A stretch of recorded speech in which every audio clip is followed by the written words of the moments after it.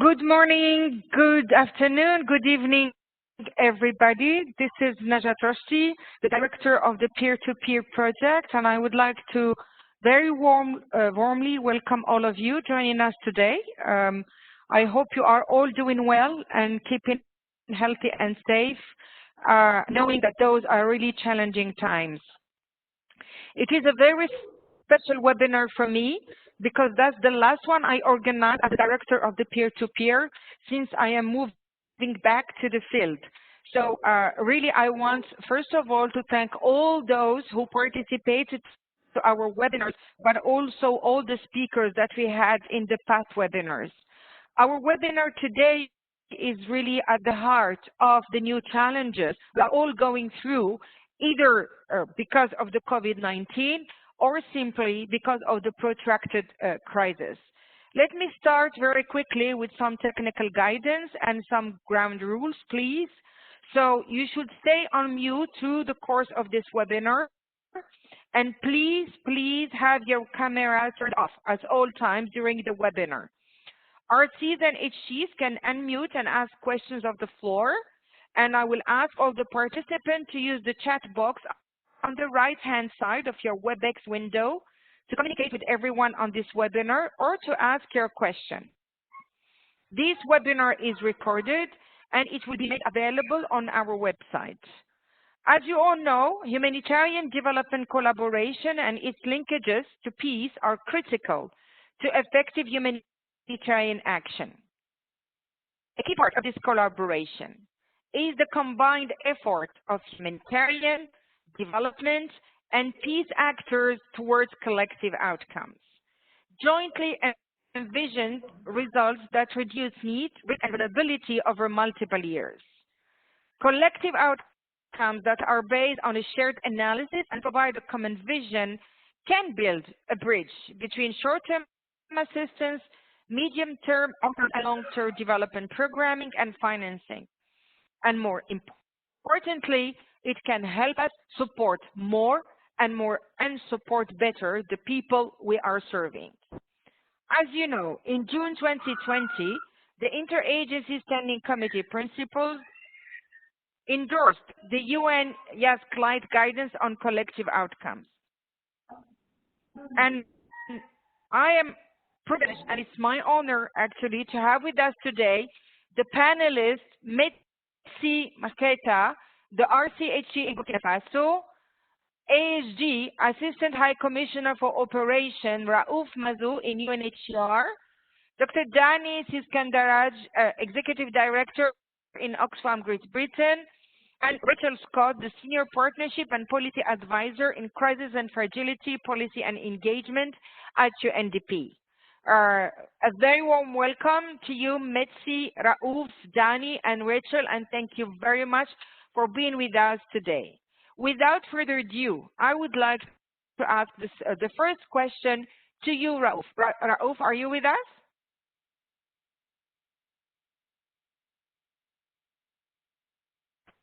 Raouf?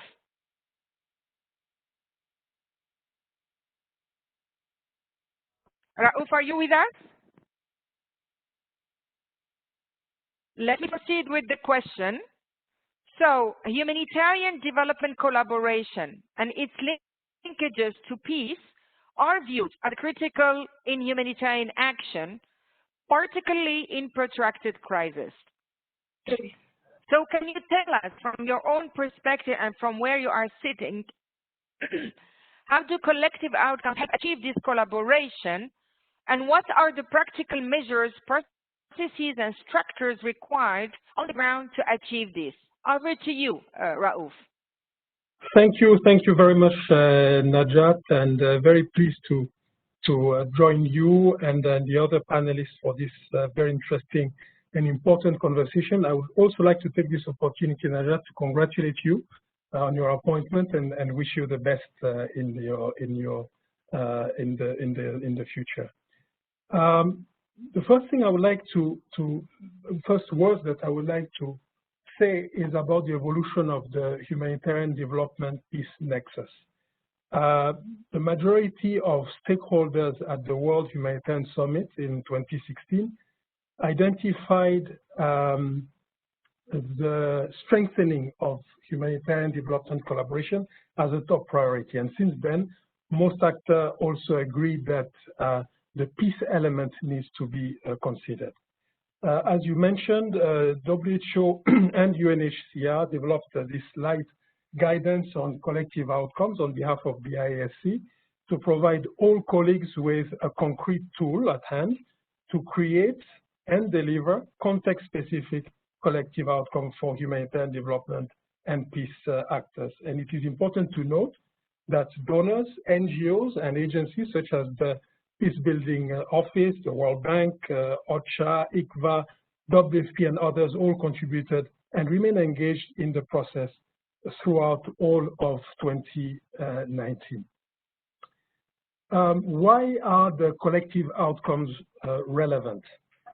As we have all experienced, emergency response can only alleviate suffering, but with ongoing protracted crisis and protracted refugee situation, we need to find solutions together as humanitarian, development, and peace actors. And to be more specific, as highlighted in the guidance, reducing the impact of a protracted crisis requires both meeting immediate needs and investing in the medium to long term to reduce vulnerabilities and risks affecting communities.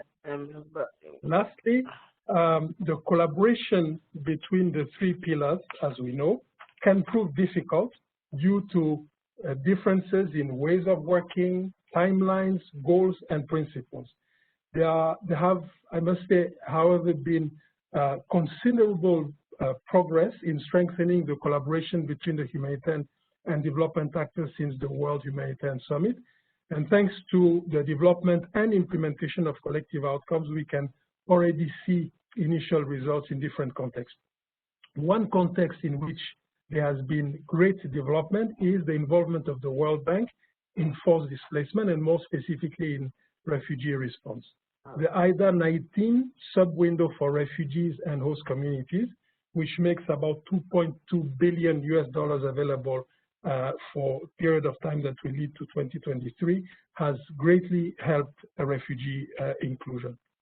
And we should all reflect, and you made reference to that, Najat, we should all reflect on the practical application of collective outcomes in the COVID context. One specific example that I can give is the humanitarian cash assistance that is being provided now to urban refugees and people who were actually self-reliant but lost their sources of revenue. They were often active in the informal sector, but they lost their source of revenue and suddenly needed to be provided with assistance. So humanitarian cash assistance is being provided to them, but that is not sustainable. And therefore, there's been discussions and advocacy with financial institutions to include refugees in national social protection schemes. And this is what working on collective outcomes is about. We have to all build on each other's strengths to arrive at outcomes that are more than the sum of our individual contribution. Some of the key elements for successful development and implementation of collective outcomes, there are many. I'm just going to quote a few. We're all aware of the fact that the principle and philosophy of the three pillars are not necessarily the same. However, silos must be overcome while safeguarding humanitarian principles. A thorough and comprehensive analysis that understands conflict dynamics and takes into account power structures as well as the political context, human rights, and peace and security is the foundation of a successful but light process.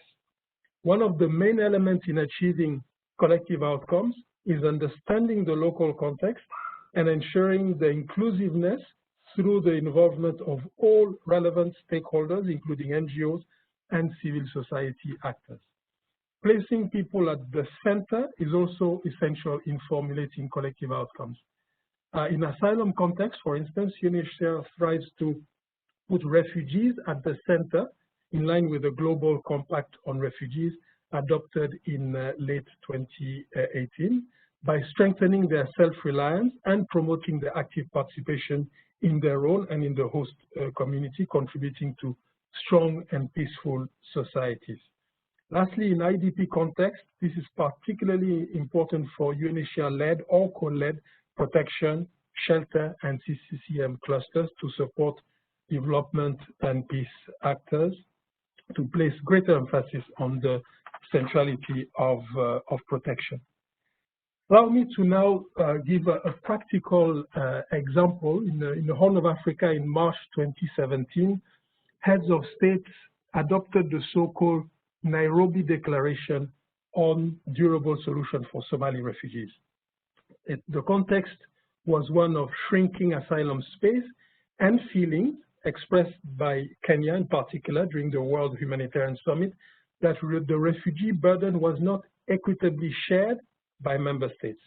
The declaration reaffirmed the right of asylum for Somali refugees, the need to also provide support to host population, and the need to create conditions for a voluntary return in conditions of safety and dignity. The process was very much led from a political and diplomatic point of view by IGAD, the regional organization, bringing together countries from the Horn of Africa. NGOs and civil society were also heavily involved. There was a costed multi-year plan of action, strongly supported by the donor community, led by the EU, in DEFCO in particular, which led to the success of this initiative. A few lessons learned from this exercise are the importance of a strong donor backing, the important role of regional organization in the search for solutions to forced displacement, and the role of international financial institutions in sustainable solutions. We expect to apply a similar approach to the Sudan and the South Sudan situation. And in addition to that, I would like to make reference to the support that the African Development Bank is providing to the G5 Sahel countries. These are Chad, Burkina Faso, Mali, Mauritania, and Niger, in their COVID-19 response, with a particular focus on areas affected by forced displacement. And in this regard, UNHCR is supporting the implementation of the health and community resilience components of this project in all 5 countries. Another concrete example of a situation for developing and implementing collective outcomes is Colombia, where despite a peace accord from 2016, armed groups still engage in conflict. And we have close to 8 million people internally displaced within the country, in addition to about 1.7 displaced Venezuelan and other displaced population and group. The engagement of development and peace actors in the integration of the peace component in the formulation of collective outcomes, including strengthening local conflict prevention, reconciliation, social cohesion, and unity, will be of great importance to help further prevent further internal displacement. To conclude, I would say that we need to do more in strengthening the peace component in the humanitarian development nexus. In the various situations that I've referred to, Somalia, Sudan, South Sudan, Colombia, only the achievement of peace will ensure a sustainable solution. It is therefore crucial that beyond strengthening partnership with the development actors such as the ILO, UNDP, and the World Bank, we also need a stronger engagement with peace actors. Back to you, Najat. Thank you very much. Thank you very much, Raouf. Thank you, first of all, for your kind words in the beginning. And thank you very much for very concrete examples. And I would like really to build on what you started with, building on each other's strength. And that's really the DNA of the backbone of the collective outcomes. So let me ask you, Rachel, I mean, along the lines of building on each other's strength, we all know that a key ingredient to the success of humanitarian development collaboration is precisely the systematic engagement with development actors. So in your views, what does it take to incentivize development actors to engage with humanitarian actors and peace actors to address the root causes and vulnerability? And obviously, if you can share with us practical examples, because without a sustainable development, peace will remain just a dream and not a reality. Over to you, Rachel. Thank you very much, and good morning, good afternoon, good evening, colleagues, wherever you are in the world at the moment. And thank you, Najat, for all the work that you've done with the peer-to-peer mechanism. It's been an incredibly useful time for everybody, I think, but Lebanon is very lucky to have you and to be very grateful that you're going there. This has been a bit of a nexus afternoon for me. I've just been speaking to the early adherents to the DAC recommendation on the nexus, which is the big thing in the bilateral donor community. So that's UNICEF and WFP, who have just joined UNDP as adherents on the nexus. So we've been talking about this all afternoon. I'm here today as the co-chair, however, of IASC Results Group 4, which is the group that put together the Light Guidance on collective outcomes that you're working on. And I'm here to talk to you about how the nexus can work with development actors. Next slide, please. So COVID has shown us indeed that there is no such thing as a humanitarian crisis, and instead crises need humanitarian development and peace responses. I mean, in many places, and you'll be seeing this very clearly on the ground, I think, lockdown and movement restrictions and other types of measures put in place to restrain COVID and the spread of the virus, plus the global recession, have created a vast range of risks and opportunities that have exacerbated inequalities and structural issues and vulnerabilities long often before the health crisis has hit on the ground. This is a situation where the nexus really needs to be very much in front of what we're doing. We've had peace processes that are interrupted, and in Philippines, for example, they've made the peace workers, the peace negotiators, essential workers so they can still continue during the pandemic. We've seen hate speech upticking. We've seen children out of school, which has had a huge impact on their future human capital, but also exposed them to radicalization and recruitment into armed groups. We've seen a huge impact on women, sexual and domestic violence, huge amounts of claims of domestic violence, and the clinics and the hotlines have seen a huge uptick in cases, and we've had to support those. Economic stability, of course, you've all seen that is under pressure, under the debt load, declining remittances, and families losing their incomes on the ground. So this is obviously COVID, the perfect opportunity to nexus, and yet we haven't really got it right in this crisis. And why haven't we done that? Well, this is where I hope to help you engage with your development actors on the ground and make this better. Next slide, please. So the first thing is really to understand who development actors are. Early in the nexus, when the nexus was being talked about and tried to be put in place on the ground, there was thoughts that the collective outcomes were just linking up the Humanitarian Response Plan and the UN-SDCF, or the UNDAF as it was then called. But actually, on the humanitarian side of the equation, 91% of funding passes through the UN and NGOs, which you know about. On the development side, it's a very different mix. It's just 28%. And so when you're looking from the humanitarian to development side, you have to look beyond NGOs and the UN at the full spectrum of development actors. We have to be linking up with the international financial institutions, whether that's the World Bank and the IMF, or the multilateral development banks, the regional multilateral development banks. We have to be linking up very much with the bilateral donors and the programming that they are putting in place on the ground, and with foundations and the global funds and others who happen to be in place. So we have to be linking up with a much broader range of actors, and of course that makes it very complicated. Now you will know who it is who is particularly present on the ground and who you can work with, but that's surely a very large range of actors, and that comes with a set of challenges. Next slide, please. The first set of challenges that we often see on the ground is around the architecture that's in place. The humanitarian community has a very structured set of architecture with the cluster system, with the annual or biannual humanitarian response plans, with joint reporting, with meetings that bring together the entire community to work together. On the development side, that is much more fluid. Development planning horizons can be out 3 to 5 years, so certainly not in line with what humanitarian response plans are looking at the moment. Decision-making can take place at very different levels, so decision-making is often made in headquarters and not so much on the ground. And results frameworks are based more on impacts rather than inputs, which does make it very difficult to combine what humanitarians are looking at doing and what development actors are looking at doing. The second range of challenges we have is around something called trilingualism, which is a terrible new word that I think we've invented.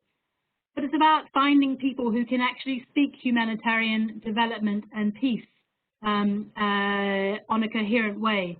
Finding people who know how to engage with those different actors in the different ways they talk, the different acronyms they use, the different focuses they have and ways of working.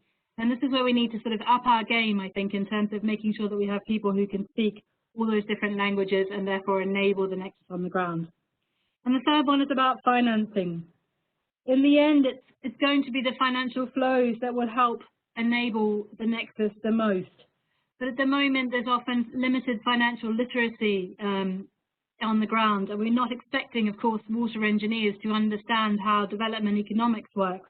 But we do need to have some kind of understanding about how the financial flows from the different humanitarian development and peace actors from and to those actors actually work before we can understand how we can link up what we are doing. At UNDP, we're now developing financial literacy modules that we will make available to everybody so that we can up our game in that. And we'll also do some work, commit to doing some work around financing strategies for the nexus on the ground. We can help you out delivering some of those financing strategies so that we can start off on the right foot for the nexus. Next slide, please. So after all of that, how do we make the nexus work? The first thing we have to do is understand what to nexus and what not to. We don't have to nexus everything. What we have to nexus is those things that are the highest risk or greatest opportunity and where we have to work together, otherwise the results wouldn't be shown. We're at the moment starting to support Haiti on their collective outcomes journey. They're looking particularly at disasters, but perhaps not only, but that's one of the issues that they want to look at to do their nexus on. Congo, Democratic Republic of Congo, has recently gone through a collective outcomes process where they have looked at firstly opening up the landlocked province of Kasai, and that has been where they have applied their nexus thinking. Cameroon is starting also a nexus process, looking at programming for the conflict-affected areas in the north, so just focusing on a specific geographical area. In the Central African Republic, there has been lots of work around the nexus. One concrete thing has been between UNHCR and others on durable solutions for refugee return, so that's been a focus there. Other areas that might be useful for nexusing, for example, are elections or youth out of work. But of course, that will be very much context specific and you'll know what you need to do on the ground.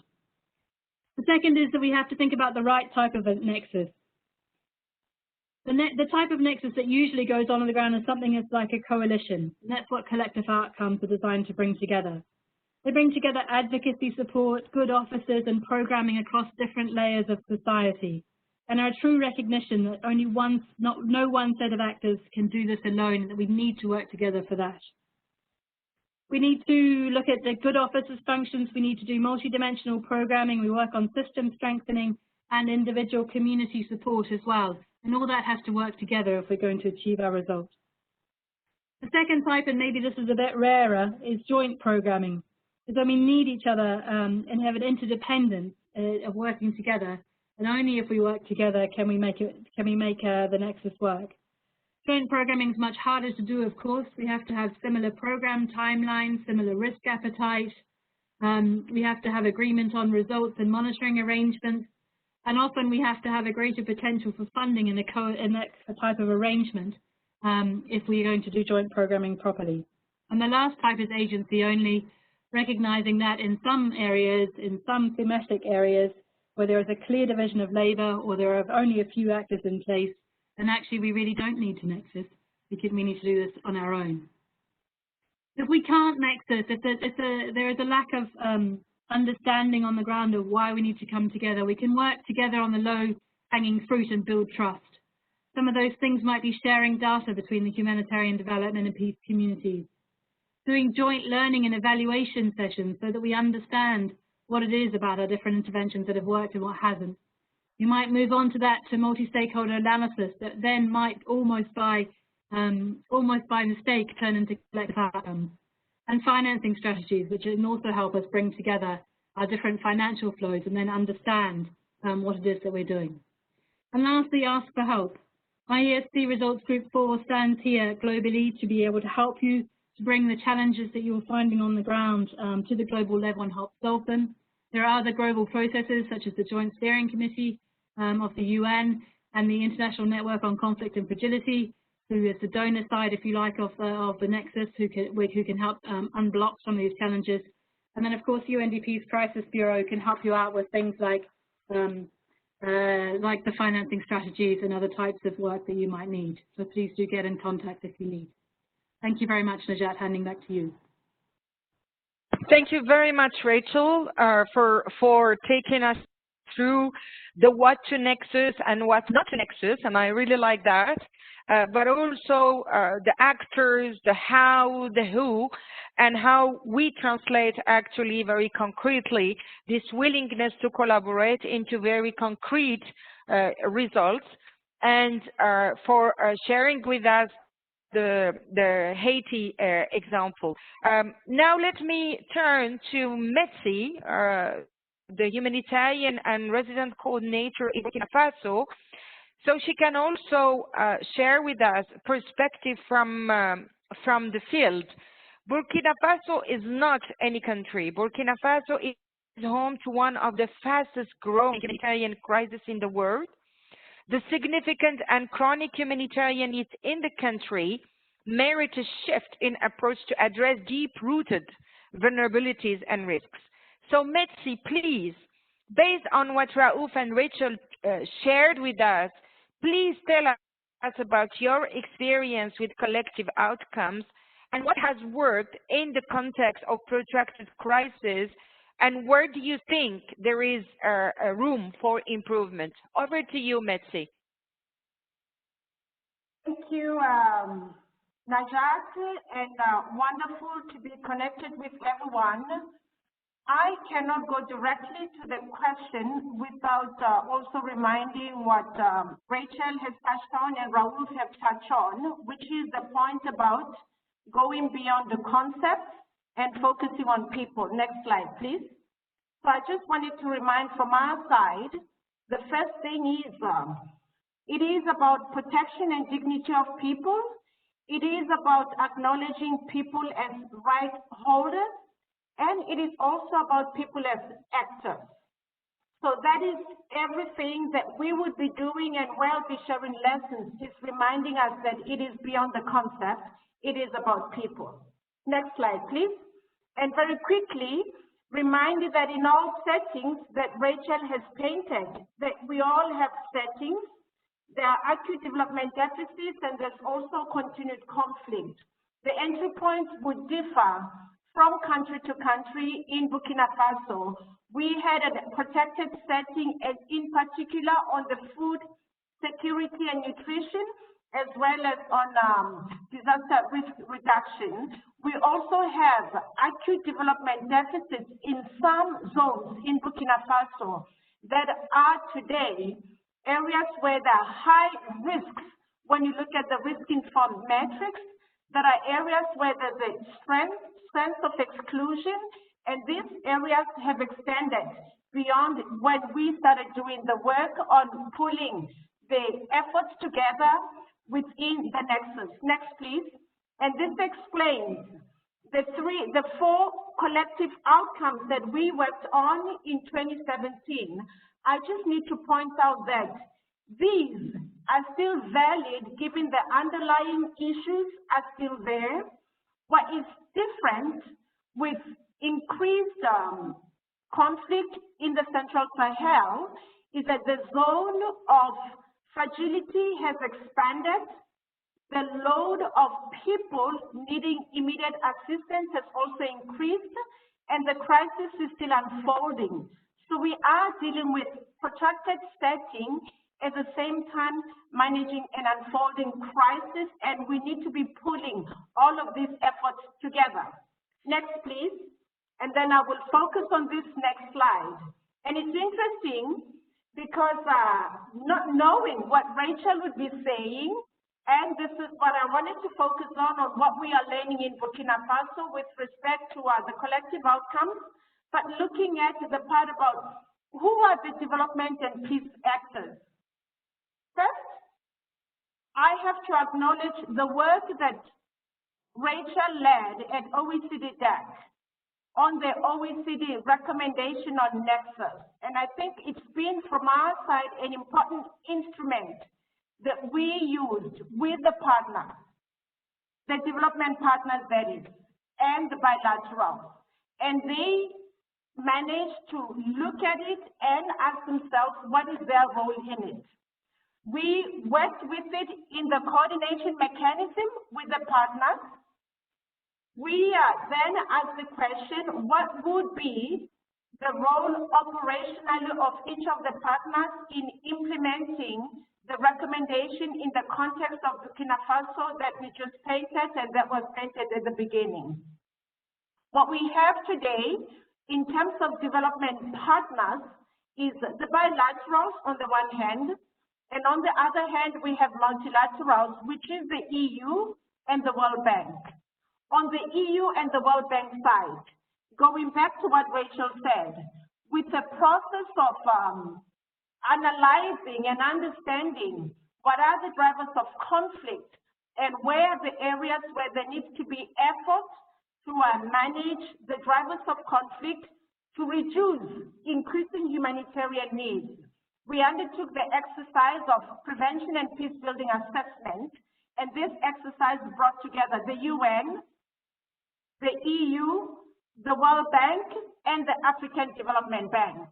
So you have the bilaterals using the OECD DAC recommendation as an instrument for them to look at how they would contribute financially. We also have the multilaterals using their own instruments on how we could ensure we're working together. So this is what we have in the partners, development partner side, over and above what Rachel said about the agencies. On the peace side, what we have in Burkina Faso, again, it's the two-pronged strategy of the partners. We have the actors that are part of what we are managing as a peace-building portfolio with the peace-building financing. Given the context in Burkina, we are focusing on resilience building and social cohesion. We have a number of NGOs, international and local, that are now coming to the fore to look at what it is that they can contribute on the peace side. And I think the most, one of the important partners that we have is Interpeace, that would be working with the system through UNDP for us to look at how we bring the different peace actors at a community level that are connected to ensuring that our efforts in the 5 regions of Burkina Faso, where we have humanitarian action that has to be supported with additional development financing in settings where there are shared resources, because we have an unfolding humanitarian crisis due to the displacement phenomenon. So this is the situation in Burkina Faso. What are we learning? Can we go to the next slide, please? What we are learning is that, I mean, the humanitarian community, of course, is organized, it is known, but when it comes to ensuring that we're bringing the communities together, I think Rachel again said it, we need people to understand and to be accountable for our coordinated efforts. What is happening concretely in Burkina Faso with respect to coordination is that the clusters are coordinating and planning with government sectors. This was made possible because government is also part of them owning that we need to be working together around prevention and peace building to avoid increased humanitarian needs. So it is the primacy of national ownership that will help us pool the bilaterals and the multilaterals in a manner that the analysis that underpins the HNO, where we are seeing the fragilities, informs the investments that have to be made using development financing from the development actors. It is the same analysis that informs also how we need to be focusing our efforts around social cohesion, where we have communities sharing resources with IDPs and those that are coming into their zones. And this is in the whole, what I would say, what we are currently dealing with, what we are learning. And lastly, as a lesson for us as a community, we need to make sure that we have a mechanism to keep the conversation alive. What do I mean? In conflict settings, staff movement is every 2 or 3 years maximum. When people move, we tend to forget what we would have built together, and we need to make sure that there's continuity in the commitment and there's continuity in ensuring that we stay the course. This is only the beginning, and that is why I'm saying accountability to all of us for coordinated effort, for coherence and complementarity, and not losing it when people move, because this happens quite often in our settings. Last slide, and I will stop here, and I like pulling this slide again, that most of you may have seen that we are in it together, not only as humanitarian actors, the peace actors, the development actors that I just outlined for Burkina Faso, but governments need to also, Burkina-based need to own the agenda, and the partners are supporting along the humanitarian development and then peace building spectrum. Over. Thank you very much, dear Metsi.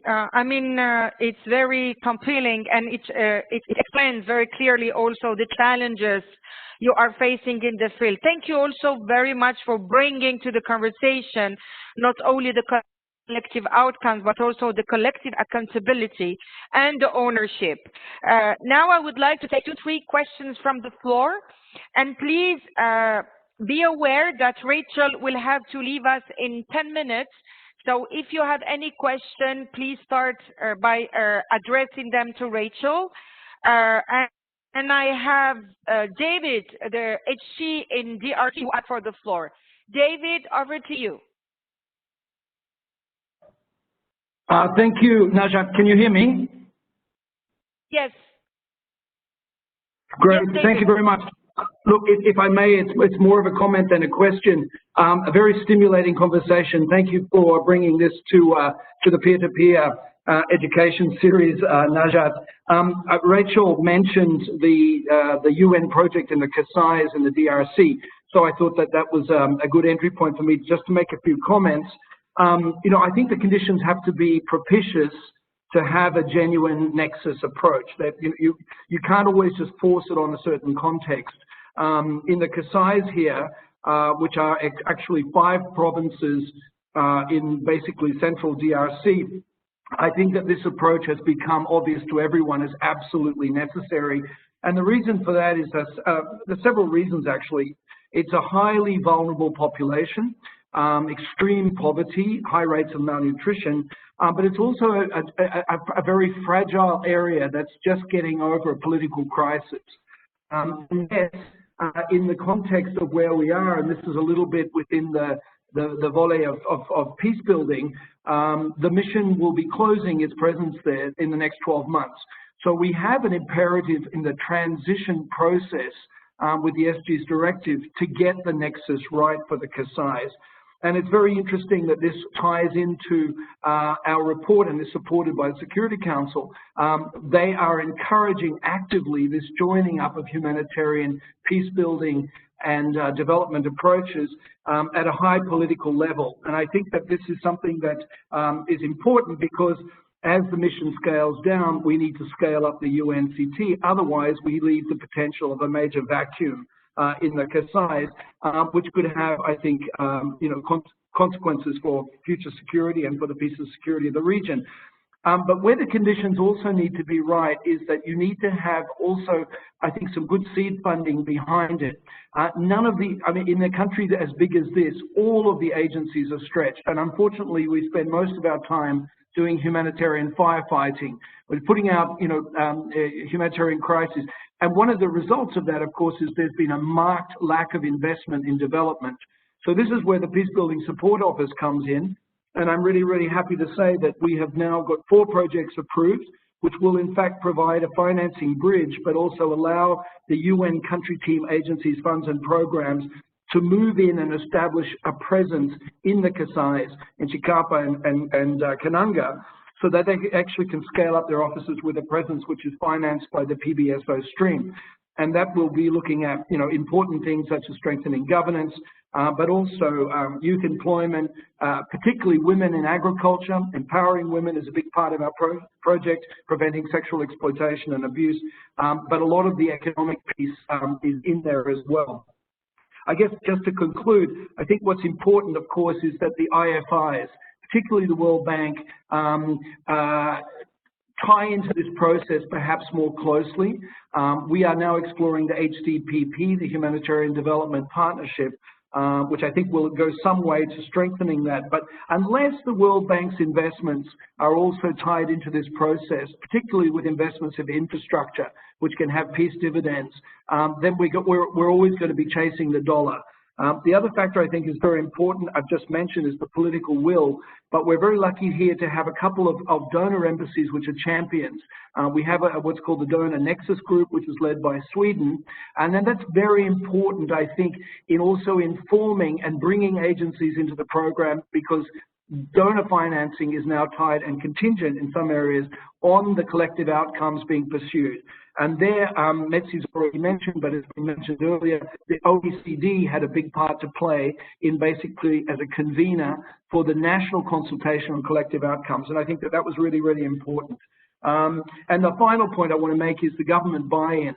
We have ensured, and you mentioned this, Najat, in your presentation, that the Nexus approaches, which sometimes sounds like old wine in new bottles, but is in fact a very important concept, needs to be institutionalized in the governance. And where we have that is in our HRP, we specifically mention target areas in the country for mission transition, which need to have Nexus approaches. Not just Kasais, we're also talking about Tanganyika and Kindu provinces, but in the UN-SDCF, which was signed with the government in December, the opening narrative talks about Nexus approaches for the UN in the next 5 years. And of course, both of those documents have been signed and agreed with the presidency and the Prime Minister. So we do have the legislation which allows us to go forward and make this a genuinely collaborative process with our national partners. That's all I'd like to say, but I'm really quite a fan of the approach. And I think in DRC, where we have, as I said, big country, lots of crises, this is the only way, because at the heart of every humanitarian crisis is a lack of investment in development and peace building. Thanks very much. Thank you very much, David, for sharing your experience in DRC and all the concrete things you have done there.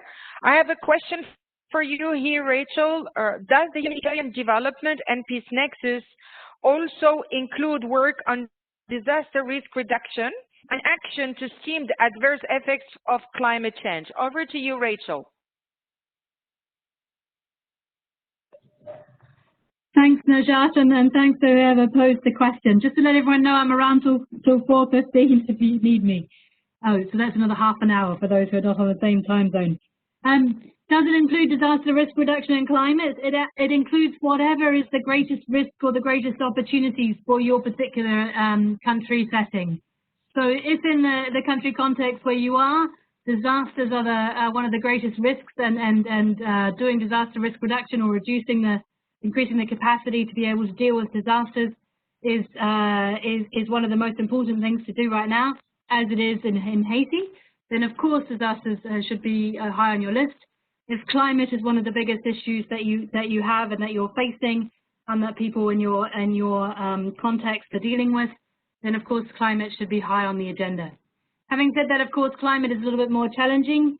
At the moment, only about 2% of the climate finance of all the aid that goes into fragile contexts has some kind of climate element in it. So it's very seldom considered to be of critical importance in fragile contexts.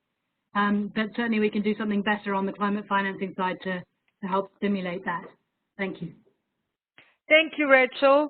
The next question is for you, Raouf. Where have collective outcomes have resulted into improved lives of IDPs? Do we already have good examples that can be showcased? Over to you, Raouf.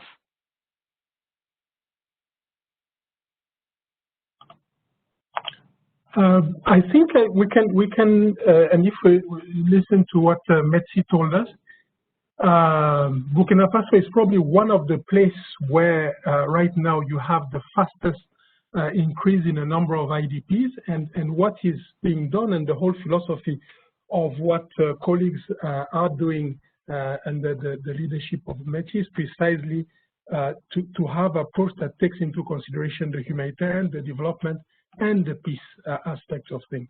So that's one place. David just spoke to us about DRC. DRC is a place where you have the highest number, or among the highest number of IDPs in the world. So it's definitely a place where in different locations, one tries to bring together the three dimensions in a coherent way. And this is what we're talking about. The guidelines that are provided are not meant to reinvent the wheel, but to try and structure a bit the different approaches that have been used by a number of partners around the world. What is new, I would say, is, and if we transport ourselves back 10 years ago, what is new is that today there is a much better understanding of the fact that as humanitarian you have limitations, as development actor you cannot start if you have not taken into consideration the immediate response that needs to be provided, and all this can never achieve anything if it's not in a context that has as an objective peace. So I would say that I can cite these two locations, but there are a number of other locations. If you take Sudan today, there are efforts to look at way forward for IDPs taking the three dimension into consideration. Thank you very much, Raouf. Metsi, a lot of participants would like you to elaborate on how concretely actually you have been able to bridge between the humanitarian and development actors, knowing that actually they are not going with the same pace, where humanitarian are very much into emergency and urgency mode, while development actors are more into capacity building, mid-term and long-term objectives. So can you please elaborate on that? Over to you, Metsi. Thank you. Excellent question. So the planning for development right now, we have 5 regions that are very fragile, fast unfolding crises, as Raouf have just presented. The immediate humanitarian response. In those regions, water is a major challenge that is also a source of conflict, and accessing water and sanitation services is critical. With surf and humanitarian resources from a range of humanitarian actors, we have been able to provide most immediate needs. As those responses have been provided, I told you earlier that we are in a different setting with the development actors, ensuring that they come to the table, they look at how to support the nexus with the financing. I also informed you that government national ownership is critical. So on the planning side, with the data that we have from the humanitarian side, between the cluster worked with the water sector from the government side. I can give an example of UNICEF that currently has been able, with the resources from a number of bilateral actors, and EU is providing direct budget support through government. They're saying in Central North, where we have displaced families, sharing resources that were not available, especially water, with host communities. Government is using those resources So the action on the humanitarian side triggered an accelerated investment and proper targeting in areas that need to be prioritized for ensuring that communities have access to water. Beyond the humanitarian finances that provided some water points and water tracking. That's one concrete example that is now unfolding, and families would have access to water through a normal network of water provision by the national water utility. So that's one concrete example that I can offer. The second concrete example is the work that we have embarked upon with the World Bank. Using the, right now, with the resources that the bank had in its portfolio, they did take into account the fact that we need to go together to areas where they have to address resilience building and reduce the risks. So the World Bank agreed to redirect its social protection program to some of the areas where we have the highest need, where there's which were highlighted again by the IDP situation, which Raouf just pointed to you. And some of the development partners also came to the table. So that's the second concrete. Now going forward still as a third, but a very important one. Just before joining the session, I had a call with the World Bank, and this call was about how do we make sure from the prevention and resilience allocation that Raouf referred to, IDA 19, how do we make sure that in Burkina Faso we're getting it right for those areas? How do we scale? How do we hold the nexus in its sense? So that's a conversation around ensuring this work is structured even through national planning frameworks, but still creating the space for humanitarian action in the most immediate, directing investments where it matters, and the institution building then will come as we are doing all this work. Over to you, Najat. Thank you very much, Meti. We are having a lot of questions. I will take a final intervention from Hans from the PBSO. So that way we have also the voice of the peace builders. And then I will move to the next speaker. Then we will get back to the questions. Hans, over to you.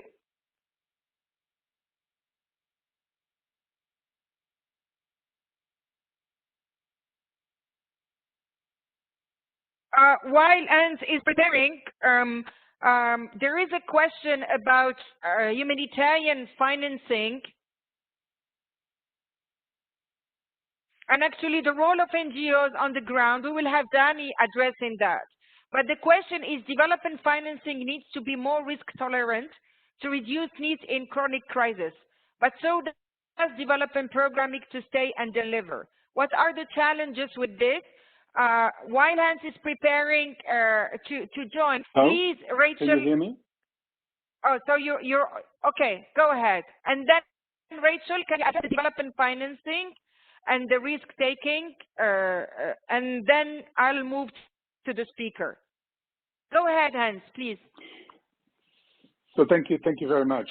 This is Henk Jan Brinkman, Peace Building Support Office. So, I mean, maybe 2 points I would like to emphasize. Of course, we often think about how siloed the UN is, but I also would like to emphasize that you know, we all should be peace builders. This is not a matter of, you know, who are the development actors or who are the peace building actors and who are the humanitarian actors. The Secretary General has very clearly indicated, as part of his focus on prevention, that and the member states as well, that preventing of violent conflict, prevention of human suffering, prevention of the impact of disasters, and of course now with a pandemic, it's also very much related to health risks, that we all need to be, the entire UN system needs to be focusing on this. And so it's not necessarily you know, development actors who need to focus on peace building, or peace builders need to focus on peace building. Humanitarian actors can have very important impacts on peace, on social cohesion, on a reduction of risks by integrating a risk reduction approach, a resilience approach within their work. And you don't have to call it peace building. If that is allergic, if that generates an allergic reaction with humanitarian actors or with the government, focus on something else that is accepted in terms of terminology. So by focusing on people, by bringing in different groups within society into the analysis process, into the design process, into the implementation, and into the monitoring process, that can have very important impacts on peace outcomes by increasing the understanding between groups, by increasing the trust in governments. So this is really something that is almost part of the do no harm approach that is so widely accepted in the humanitarian community, and is something that, of course, is a minimum requirement of all of us. The second point. Hans, please, I still have another speaker, so thank you very much for your intervention, but we really need to give some space to the next speaker, but also to other questions as well. So if you can conclude, I will really appreciate it. Thank you. The second point I really wanted to make is about the UN World Bank partnership, and that we were very happy to support resident coordinators and country teams with some small grants that we can facilitate this partnership to become deeper and make sure that what the bank does is indeed also contributing to our broader UN system-wide collective outcomes. Thank you very much. Thank you very much for your contribution. So now I would like to move to our next speaker, and there are actually a lot of questions about the inclusiveness of the process, the participation of the NGOs in the development, the way they do in the humanitarian, their role, etc. So I think we just have the right speaker to address that. So Danny, collective outcomes require true collaboration and not merely cooperation at all levels and across sectors. Humanitarian and development actors, we need to engage in strong data and knowledge sharing and have greater trust. And you know that this is a real issue when it comes to participation and collaboration between NGOs, UN agencies, but also sometimes with the government, whether at the local or the national level. Communication and transparency also related to funding and financing. So from your perspective as Oxfam, what are some concrete actions that need to be taken to achieve that? And how actually can we balance inclusivity with the ability to make timely and informed decisions? Over to you, Danny. Thank you very much, Najat, and hello everyone. It's a real pleasure to be in this webinar, but also for Oxfam to have been involved in the process leading to this light guidance, and particularly through my colleague Marta Valdez-Garcia, who's on the call as well. Just before I get to the specifics, I wanted to come to the point that David from DRC made about, is this old wine in a new bottle? And, in some ways, I think we have to accept the fact that this is good old wine in a new bottle, and we need to sort of celebrate that. I work for Oxfam, an organization that was founded in October 1942, long before, the UN was created, long before ODA rules were set, long before the financial tracking system had started to calculate humanitarian flows, and importantly, long before the term nexus had been invented. Colleagues were thinking about in nexus terms. When Oxfam was founded, the founders did two things at the same time. They raised money to provide famine relief in Greece, but they also lobbied the British government and other governments to change their policies that were driving famine in Nazi-held Europe. And it is a bit peculiar in some ways that we have become a victim of our own success as an aid system, because we have created multiple institutions and multiple funding flows, multiple specialisms, which have all been really important to systematize our interventions.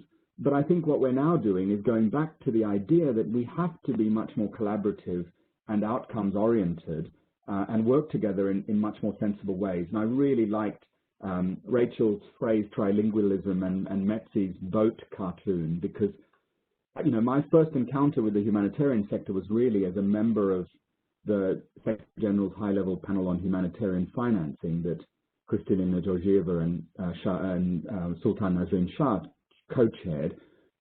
And I really saw how ineffective we have become at that sort of practical collaboration, that there is really different languages and different tribes in some ways. And, it feels today like, we can look, there are so many different reasons why we need to get this approach right. There's a sort of defensive reason. We all know that the sort of needs that we're dealing with are getting larger while the resources we have to hand are getting smaller in relative terms. You could put it different proactively, and you can say that, if we really are going to leverage our collective impact, we just have to get better at working together. You could argue there's a sort of urgency now that as the sector, and particularly those of us in civil society, have to restate our case and our value add to sometimes publics in the world that are a bit skeptical about our value add. I think there's a real urgency to show that we are doing things differently and that we're going to sort of disrupt the model. And there's another reason, which is that doing this better is going to be critical to unlocking other aims or other wins. For many of us who care about localization, the idea that sort of nexus programming is being done is an opportunity to create more opportunities for local participation. But I also recognize there's a long way to go. Just a few months ago, I had a colleague of mine sort of half joke with me, and this person's a very traditional humanitarian. He said, "Oh, all this talk about nexus nonsense. If these nexus people get their way, the humanitarian sector will spend all of its time doing nexus workshops in capital cities, while humanitarian emergencies happen all around the world and in countries." And it was half tongue-in-cheek, but I really do think that we have to sort of convince a lot of people about the value add. And I really like the approach taken in the Light Guidance. That's not linear or universal or strict. It's really about adaptability, but it's about practical ways in which we can work together. And so in answer to the direct question, Najat, I think, collaboration to me is the key sort of golden thread through a lot of what we've been talking about today and in the Light Guidance. So, this is about making sure that genuine participation is fundamental, that we really are using bottom-up approaches, that we're thinking about those consortia that bring in specialist voices. To me, nexus programming is not about undermining specialism so that we all become generalists. It's about finding effective ways that we can bring those specialisms together in a really effective way. It's also collaboration about timeframes, and I noticed in the conversation, in the questions, there's quite a few about different timeframes that different actors naturally have. Whether it's about urgent interventions to meet immediate need or long-term peace-building objectives that could take decades. There's nothing wrong with having those very different timeframes. In fact, you'd expect it.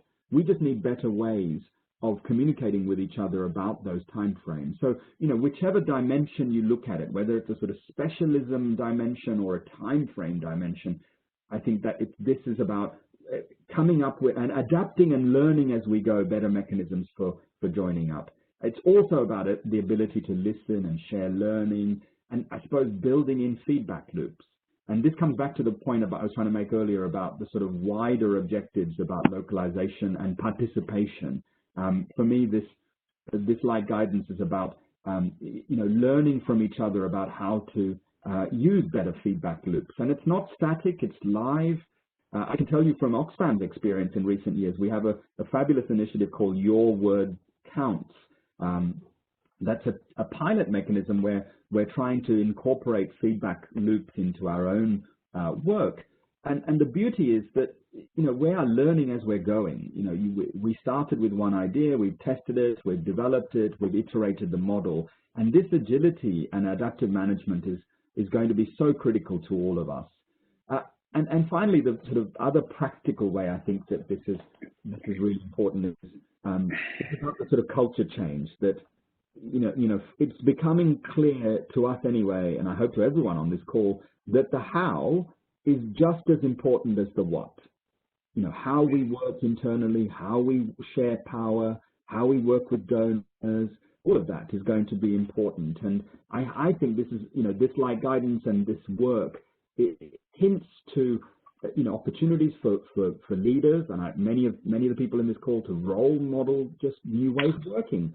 And, that might have more practical outcomes through the system than any sort of policy intervention or sort of funding initiative. It's also about culture change where I hope donors can have a much more facilitative, sort of incentive-based approach that will facilitate these behaviors. Because part of what I saw when I was on the high-level panel is that the small decisions that are made in Brussels or Washington D.C. about how funding programs are structured can have huge impacts in terms of shaping the nature of programming close to the ground. And so part of the culture change I hope we can see is that donors too are in this sort of same adaptive, collaborative mode. Or finally, that we are using this as an opportunity for us to just invest in our own people and using this as an opportunity to upskill and learn together, that we don't all need to be experts in all three of the pillars, if you will, or even just more than one pillar. But we need to be better at learning from each other and sort of supporting each other as we work and develop. So I think the prizes here are huge, and not just in terms of the sort of delivering on the potential of Nexus, but more wider than that. And in some ways, coming back to what David said, we are going back to the future, but it might be exactly the moment where we as a sector need to go back to the future. So thank you. Thank you very much, Danny, and thank you for actually putting emphasis on the culture change and the mindset shift, which actually should come also with more agility and flexibility in adapting. And when you say that collaboration is the golden thread for genuine participation, actually you are all not talking about only a potential of this collective outcome, but a reality whenever there is a will. So let me now move again to questions, because we have many questions from participants. And thank you very much for your very active participation. So the first question is to you, Raouf and Rachel. How do we start reflecting on SDGs in the context of humanitarian development and peace collaboration, so that sincerely we are also contributing to lifting communities out of these circumstances, but at the same time registering progress on a variety of SDGs? And Metsi, it will be great if you can come up with some concrete examples in addressing that. Over to you, Raouf, then Rachel, then Metsi.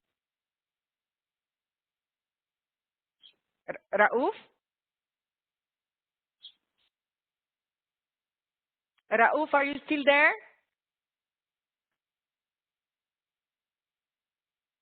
Okay, Rachel, can you take that, please? And then while Raouf is joining? Najat, I'm back, but... okay, okay, thank you. Thank you.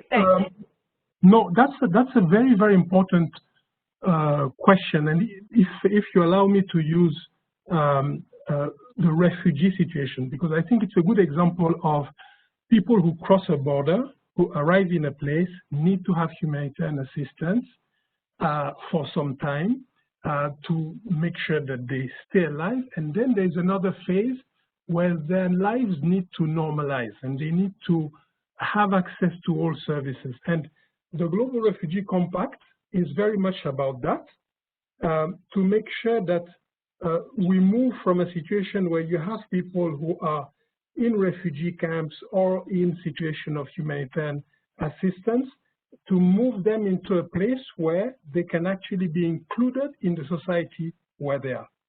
And when you include them, and the inclusion that we're talking about is actually making sure that they are not left behind and that they are part of the society which is trying to achieve the SDGs.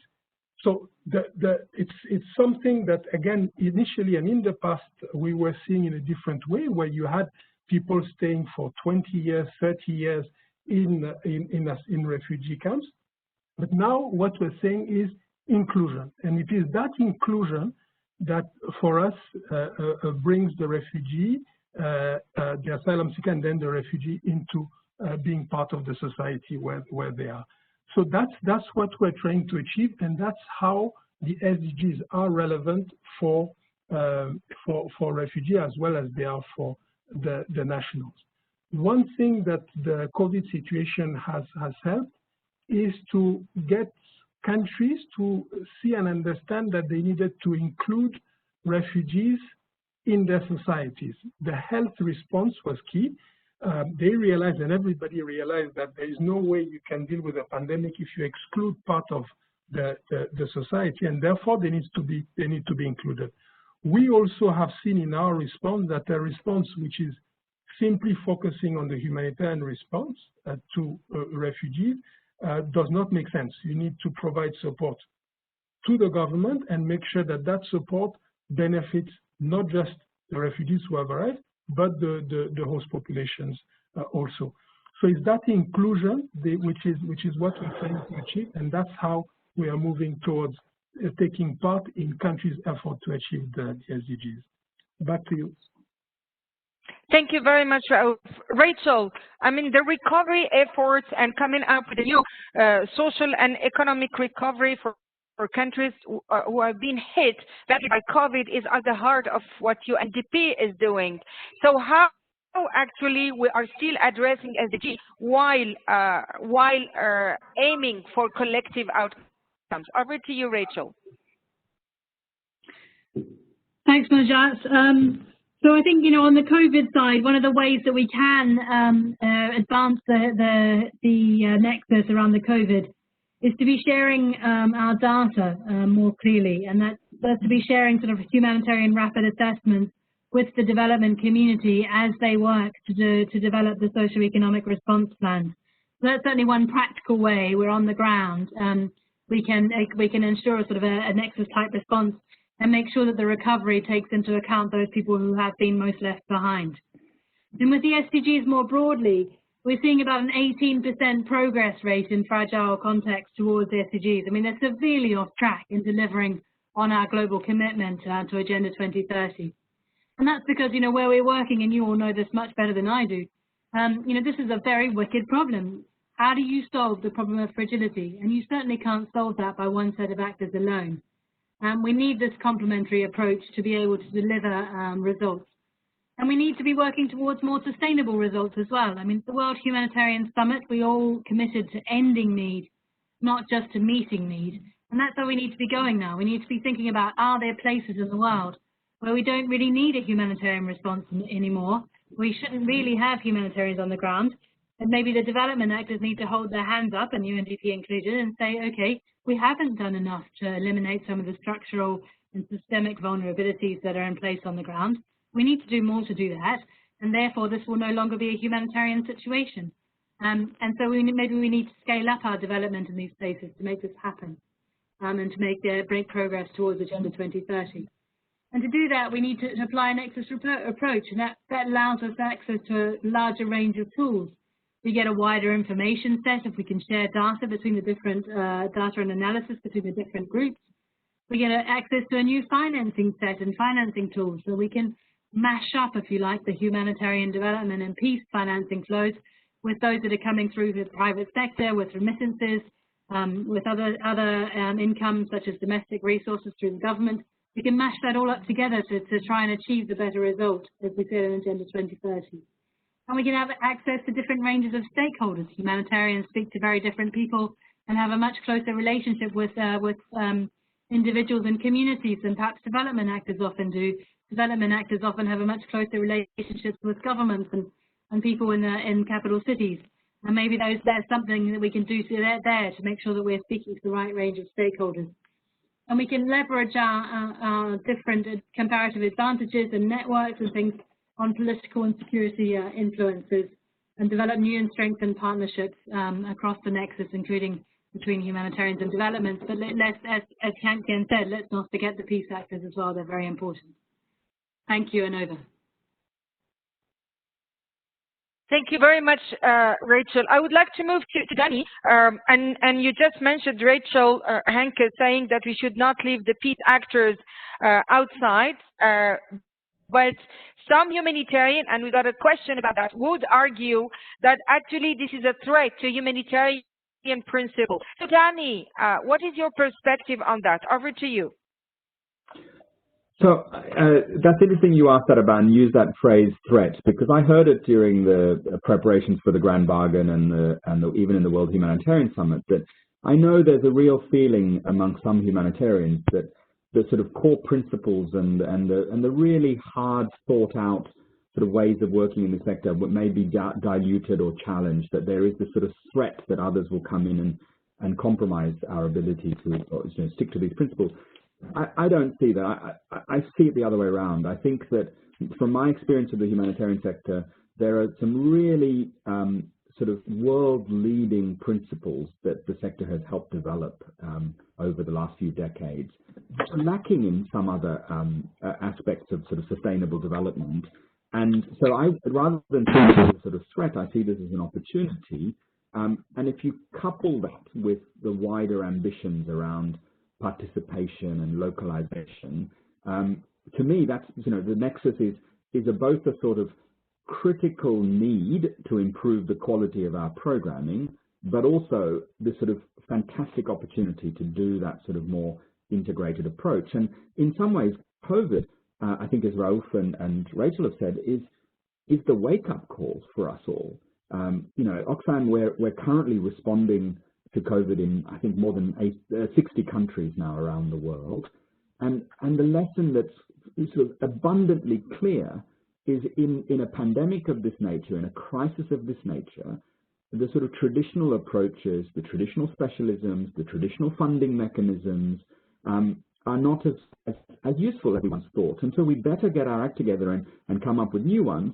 But what is still relevant, of course, is the traditional principles. And I think that's what we need to stick to say, if we are about, core standards or sphere standards or whatever it is that we think is relevant, we need to sort of think about what what cannot be compromised and what then needs to be adapted. And I think that's the opportunity here rather than the threat. Thank you very much, Danny. Metsi, there are a number of questions about, of course, the coherence, but also the consistency in terms of data collection and assessment. So you are in the field and in your effort actually to addressing collective outcomes. How do you see different data collection and assessment efforts going on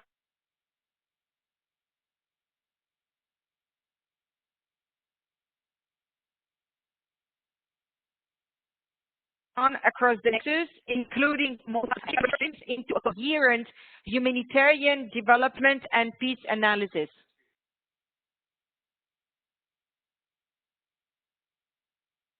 Metsi, did you get the question?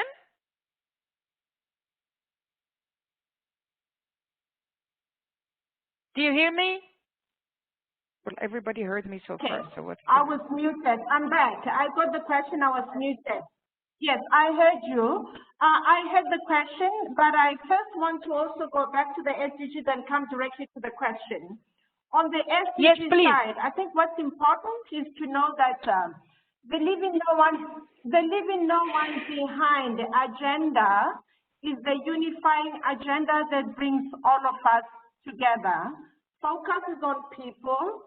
Focus is ensuring that we're reducing needs, we're reducing risks, and conditions are created really for shared prosperity and peaceful living.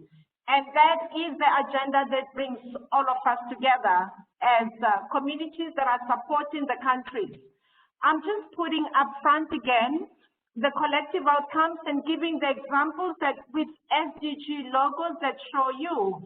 These are the entry points that we were using as anchors to say we are coming together to make sure that we're reducing the needs and we're also creating conditions, while also we're reducing risks at the same time.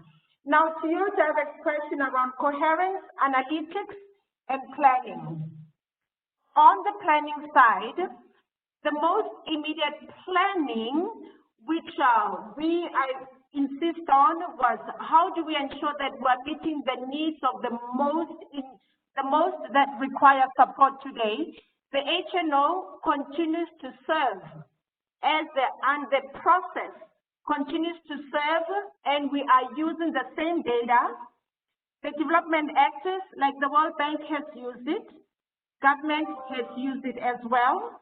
And some of the sectors with the ministries would also use specific, like the IPC, and they on the food side, they would use that to over and above what we are providing. And even others would map along the risk-informed metrics, so we are all seeing the same areas where there are risks, there are vulnerabilities, where investments have to be made. These are just examples of how the tools and the diagnostics in the most immediate are being used for humanitarian response and also to guide investments from the development side. On the peace building, of course, the peace building from the Burkina side, it's really about ensuring that we are reinforcing social cohesion. The tensions are more at a community level, and they are more related to communities coexisting with internally displaced populations that are coming into their areas, the areas that themselves have traditionally been very vulnerable. So it's managing through direct delivery, as we said, of those services from the development side, at the same time supporting dialogue among communities and having programming. And I can give an example of a program that I know is WFP FAO, is social cohesion through asset creation, ensuring that whatever it is that we do, we're building on the do no harm approach, but we're also ensuring that we're focusing on people, and we are creating conditions that enable all of the actors to understand that we are working within a humanitarian setting where the principles need to be observed. We even discussed with the actors the use of escorts so that the development actors could understand and appreciate the need for upholding the principles. So that is how we are managing it in the field operationally. At a global level, with the government, with the partners, we are continuing to engage in dialogue. It's political dialogue with everybody so that we are supporting in a coherent manner. There are no contradictions around what has to be done by the humanitarian actors in the most responsive and responsible and principled manner. There shouldn't be any tension around the doing no harm, and there should not be any tension around ensuring that local authorities do have capacities to coordinate the efforts that have to be undertaken with them. They are responsible for planning at their level. So these are the things that we are doing, Najat, to make sure that we are holding operationally. We're also creating the space for dialogue and for the financing to be coherent. Over. Thank you, Metsi. Now back to you, Raouf. And there is an interesting question about how do you see the political aspect within the transformative agenda of long-term development affecting the Nexus approach? Over to you, Raouf.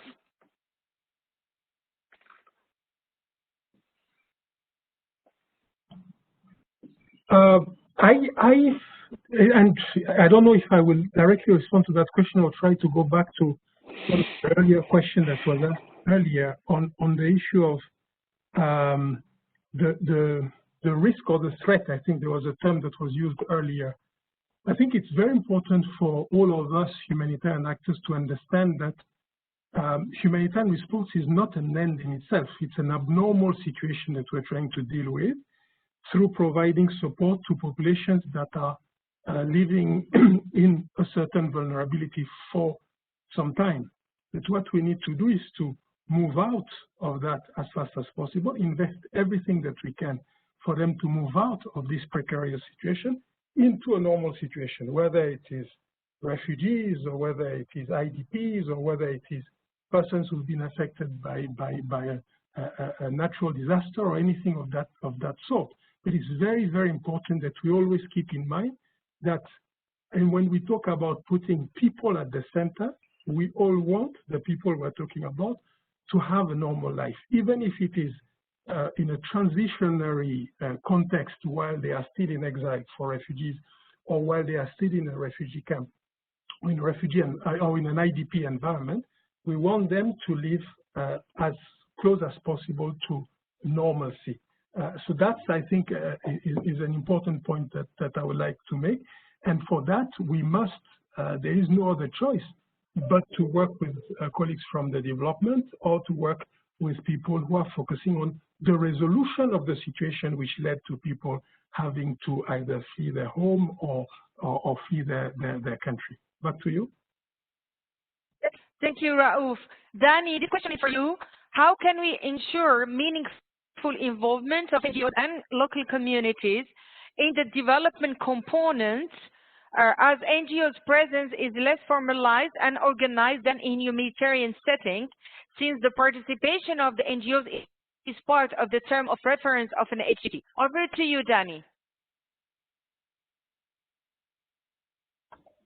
Thank you. I think I see it slightly differently, because I think, yes, although there aren't some formal systems in the development, as many formal systems in the development sector as there are in the humanitarian system, the fact that there are a more diverse range of actors, including, importantly, lots of local NGOs, civic organizations, I think that does create the opportunity to come back to the sort of the other golden thread, which is participation. At the end of the day, it's about putting all of us have been saying in slightly different versions, the need to put people at the center of what we're trying to do.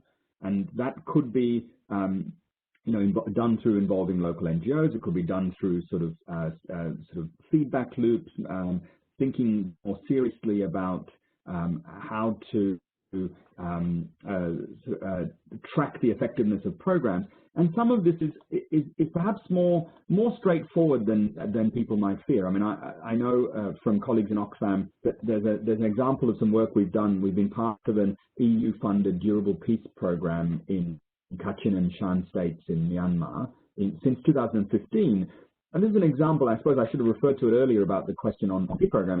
It's a durable peace program, but at its heart is this fantastic mechanism that involves, I think, 20-odd NGOs. Many of them are small community development associations that have an influence in national peace processes. They drive design and implementation. There's a sort of local leadership emphasis. There's downwards accountability. There's the opportunity to involve communities more meaningful. And importantly, coming back to the sort of point that several of us have made, the individual organizations involved in the consortium don't work across the nexus. They stick to what they're good at and where their value add is. But together, the consortium is much better at nexus thinking and nexus programming. And I think that's the sort of opportunity here, that sort of the systems for delivery, the architecture, if you will, starting to look very similar. What good looks like in the humanitarian sector is looks, I think, increasingly similar to what good looks like in durable peace or in development programming. And that good at its heart has to have this sort of coordination, this collaboration, and this participation at the heart of it all. And I think we have some lessons to share with each other on that. Thank you. Excellent. My last question is to you, Metsi. For cooperation frameworks, should we develop collective outcomes integrating the triple nexus? Over to you, Metsi.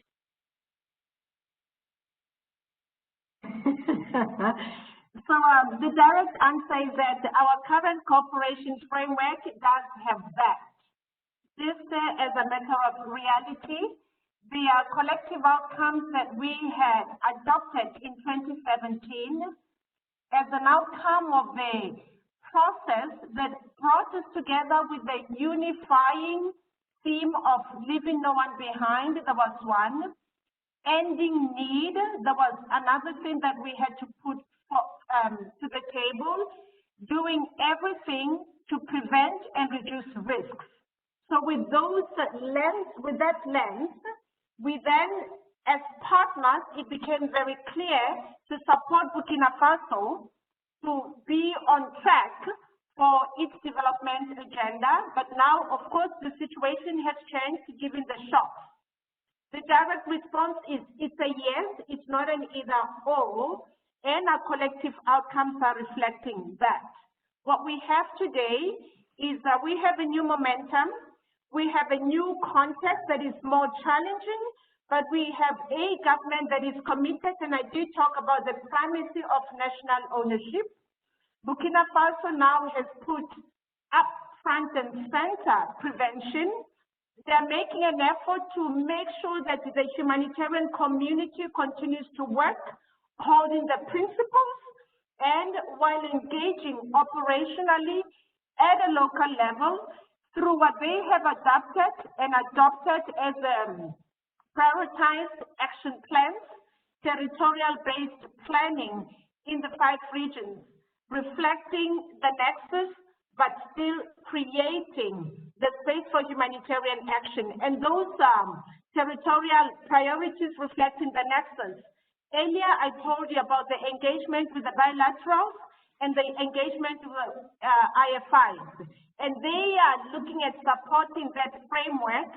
So yes, it is happening. We will have to see the cost. We'll need muscle endurance, emotional endurance, and staying power. Every single one of us. Over. Thank you very much, Metsi. So all of you, Raouf, Rachel, Metsi, Danny, you all insisted actually on the togetherness to do better, on putting the people at the center, and it's not about just addressing the needs, but ending needs, and that's really our collective accountability as well, and not only collective outcomes.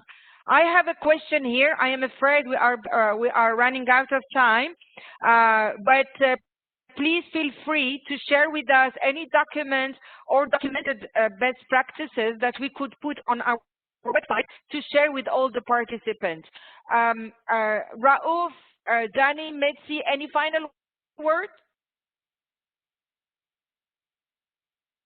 So, from my side, Najat, I really would like to say to all of us, and I know this is a humanitarian community, it is still about remembering that it is about the dignity of the people that we all uphold, about their protection, but also about giving them hope. And it's in the hope part that we want to create in our mind space and our heart space, that reality that we need all the actors, and we also have to find a way to expand our outlook to how to engage others.